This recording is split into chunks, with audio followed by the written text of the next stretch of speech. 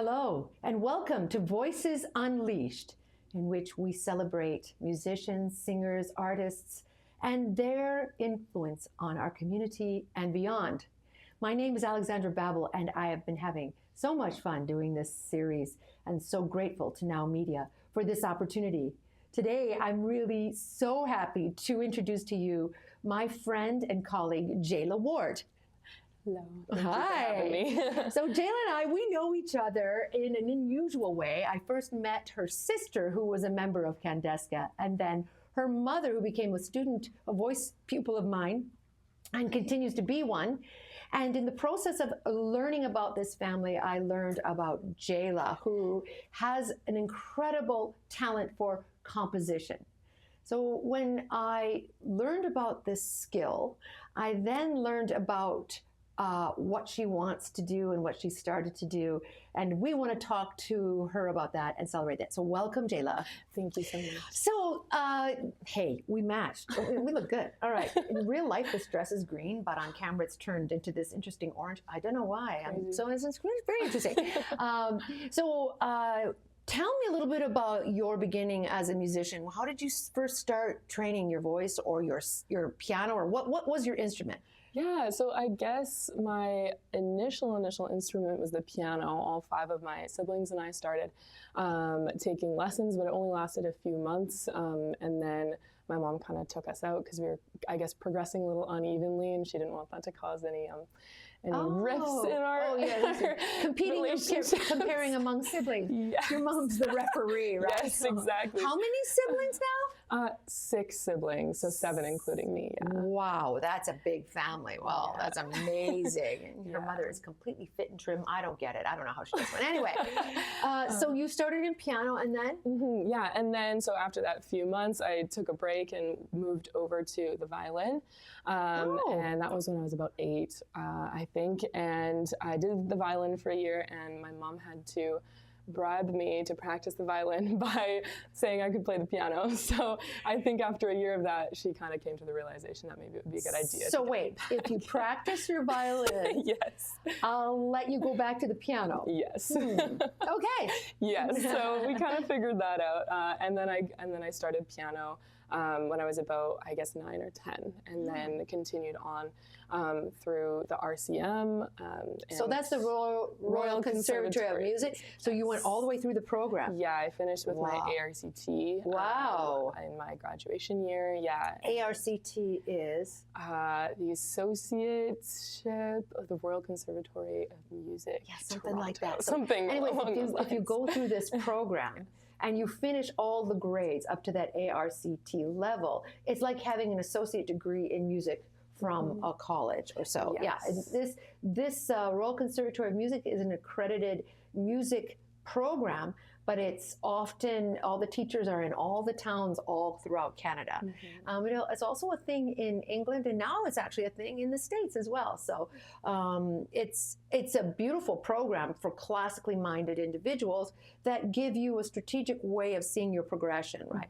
So every level has like actual repertoire that you have to play for your exam, but then there are co-requisites. You have to know theory, history, sight singing, you have to know your intervals, you have to know your scales and arpeggios. So it's a whole thing. And so the program is quite extensive, but it gives an opportunity for private students and their teachers to have a way of getting accreditation.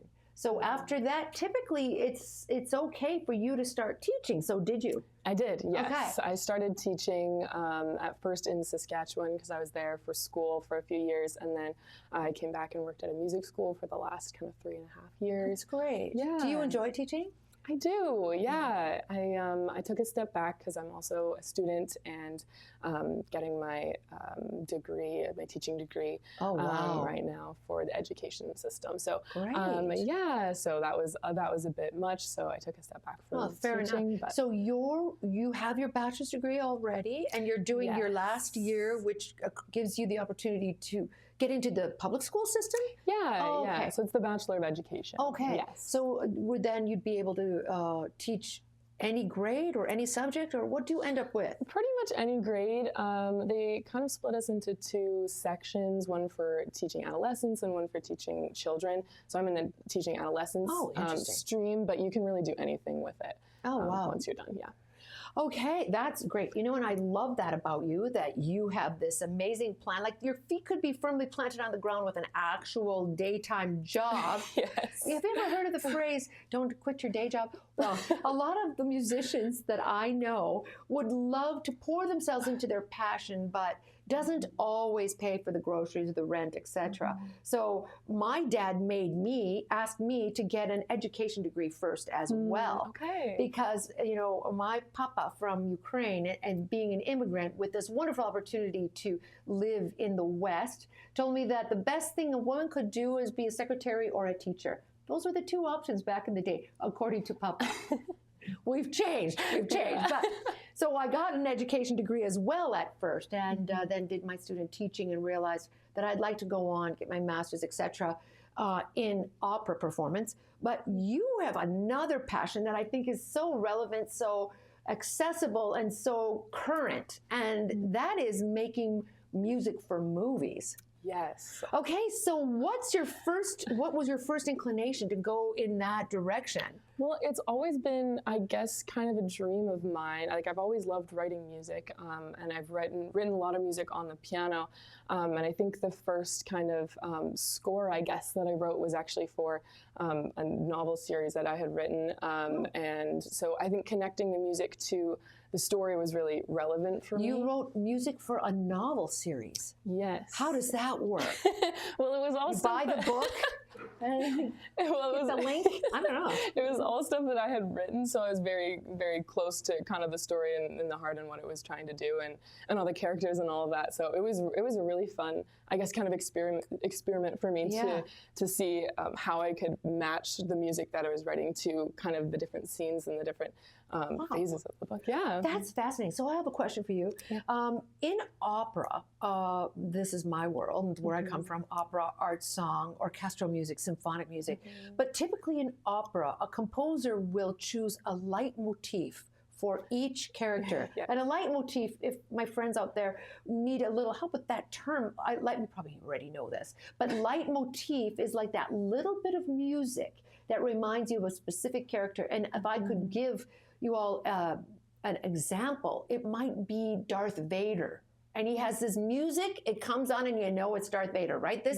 This little theme, and you go, that's him. And even if he's not on stage, everyone's thinking of him because there's this theme, right? And Tristan and Isolde that Wagner wrote, this was very much Wagnerian. It really, Wagner gets credit for the leitmotif, right? Back in the day, if any of you've seen Jaws, you hear the music, da-dum, da-dum, I was just thinking of that one, actually. There's a leitmotif right there, right? And so even on stage, if Giselle is not on stage, but we hear her little motive, we know the lover is thinking of her, etc. So leitmotifs have this way of representing individuals, but also emotions have a way of representing individuals. Intervals have certain personalities. For example, the 1 to the 5 is a twinkle, twinkle. That's 1 to 5. That's very pleasant. But the 1 to the 5 flat is a tritone, da, da, da, da, da, and it's really actually verboten in the old church, right? So Mozart was one of those guys that would get away with things and write choruses with tritones in it because he was very naughty. I'm asking you in a long-winded way, have you considered it? Do you write with the leitmotif in mind? Yeah, I mean, absolutely, and those little themes. I'm actually just working on a project right now where there's one of those specifically in it. I think it can just enhance so much of what the audience is seeing, right? Because it can also kind of preemptively tell the audience what they're about to see in another way, and so that's a really exciting thing for me to kind of cue the audience and almost have some foreshadowing beforehand. Sound foreshadowing. Yes, totally. Totally. Exactly. There's also the echoing or a memory of someone with a leitmotif. It's amazing. It's an amazing tool. And when I found out you were interested in this, I connected you with a previous guest on the show, if everybody remembers. Tell us who and why and how that went forward. Yeah, so Amanda Colley is amazing, and she got connected with me.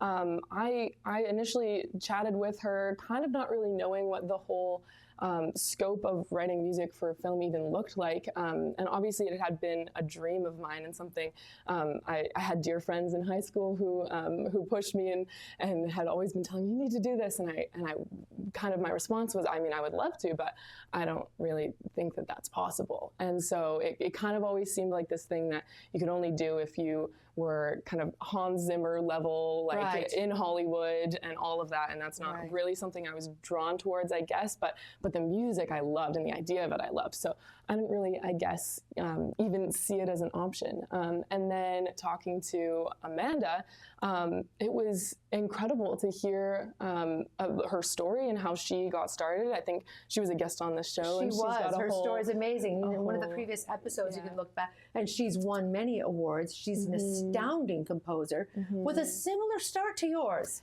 Yeah. Right? She started with piano first and classically trained, and then moved on into this other genre, but it's fascinating to me. What were some of the things that Amanda encouraged you to do that gave you an escape from those self-limiting beliefs that this is not going to happen, this is not going to happen for me? Yeah, I guess it was the tangible things like making a website and like getting things on social media. She said she had looked me up and there was nothing there. And I was like, that makes sense because I didn't have anything on there. Yeah. And so those things, and then going to film festivals and just connecting with people and meeting people and making contacts and connections, because that's really where, like, especially when you're not over in Hollywood or doing the thing on that scale, that's really how it works. And so I stepped into that. So are they film festivals or specifically composer festivals? What kind of festivals? So it's film festivals. Oh, I see. Because that's where the filmmakers are. And so they'll be looking to connect. Right. Totally. Right. So they'd be looking for someone to add music to their scene. Yeah. It's amazing how much different the scene is with one kind of music versus another. We were talking about this the other day. You put a certain kind of music to a scary scene and it's silly. And all of a sudden you add scary music to absolutely nothing happening and it's scary. The music determines how the audience is to feel. And I find that so fascinating. There's a lot of opportunity for creativity, but also you are actually controlling quite a bit of the emotional response of the audience. That's quite a daunting task, a lot of responsibility there. So I know that you've got a lot of content online now, but before I let everyone know how they can reach you, we have a clip. I wanted you to tell me a little bit about this clip and what exactly you were doing, what your intention was. Set this up for us, and then RJ will play the clip for us. Yeah, so this is a clip from the Indie Film Music contest that I entered a while back.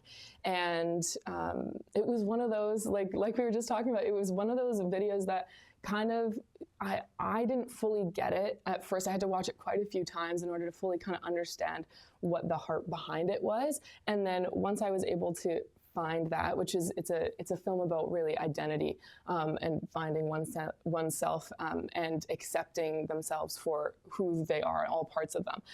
And so once I kind of settled with that, then the composing became that much easier, right? Because that's whenever you're composing, you have to know what the heart is behind it. At least for me, that's my way. And so I guess there are a few different sounds.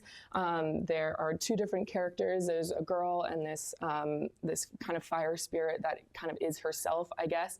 And so there are two motifs. One of them is using strings. This is for the girl because she's got kind of a lot of complex and darker emotions that she's working through. And the fire is this kind of light piano motif that's happening. And so they kind of blend together. And I guess this scene is kind of their reuniting and resolving the conflict and all that. So I had a lot of fun writing it. I think we're going to enjoy this. Let's take a peek. Thank you.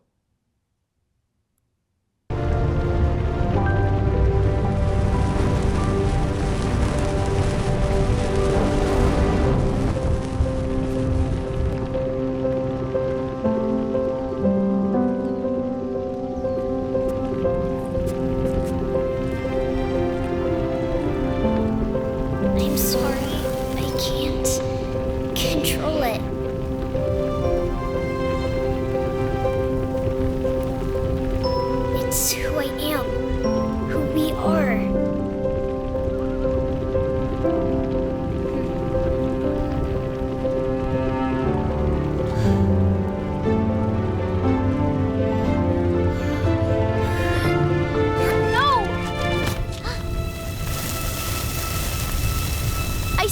need you.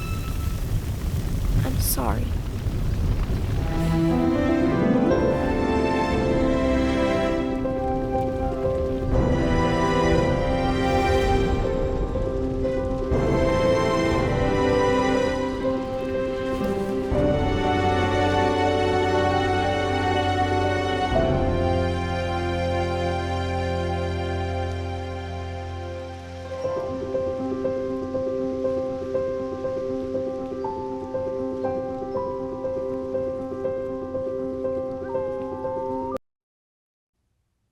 Wow, it's very emotional. The sounds are emotional. This beautiful artwork too. Yeah, Incredible. So how do these? That's just emotional. It just took me a minute, right? It kind of sweeps you off your feet. I wasn't expecting that. Well, really, only that little clip, and I had this huge visceral response to it. Really amazing. Well, when these sounds come to you, do you work on it, or do they just kind of drop on you? Are you in a meditative state and they sort of drop on you, or are you working on a little melody and you erase and try again? And is it a laborious thing, or is it? Are you like Mozart, where it's just like you can't write it down fast enough? I would say more so that. That one. There are certain kind of, I guess, sections that take a little bit more time to sort out, but really once I have the start of the melody, it kind of just crashes in, and at that point it's just a matter of getting everything down, right, and adding in the instruments that are going to support it. So there's kind of, I guess, two phases, which is the creative part where there's just everything's coming in and you're just kind of trying to get everything down, and then the more technical part where you're editing sounds, right, and you're making sure everything's mixed. Do you have a sound engineering studio in your home? Yes. Oh, well, I guess kind of. So I use a digital audio workspace. I use Pro Tools personally, but it's pretty much my computer and my piano beside me. Oh, that's pretty much all you need. Amazing. Yeah. So we're going to broadcast this to the whole world. Who would you like to shout out to and say, I need to meet you, I want to play music for your films? Oh my goodness. Why not? You know Why what? not? Who? Christopher Nolan. Okay, Christopher, are you watching? We're going to tag you everywhere. Christopher, she deserves it. You should hear her other stuff. It's really good. And how can our listeners find you? So I'm on Instagram. My handle is Jaalah Ward Music, and then my website as well is jailahwardmusic.com. Oh, it's so easy. It's just her name. How easy. It doesn't get all complicated like that. No. Well, Jaalah, we wish you the very best for your continued success. You have the attitude and the aptitude, and I've listened to all your other clips to make a success of this, and I love being here at the beginning. We're going to bring her back after a few wins and have her back to congratulate her again. Thank you so much for your time. Thank you to all of you out there, and we'll see you next time.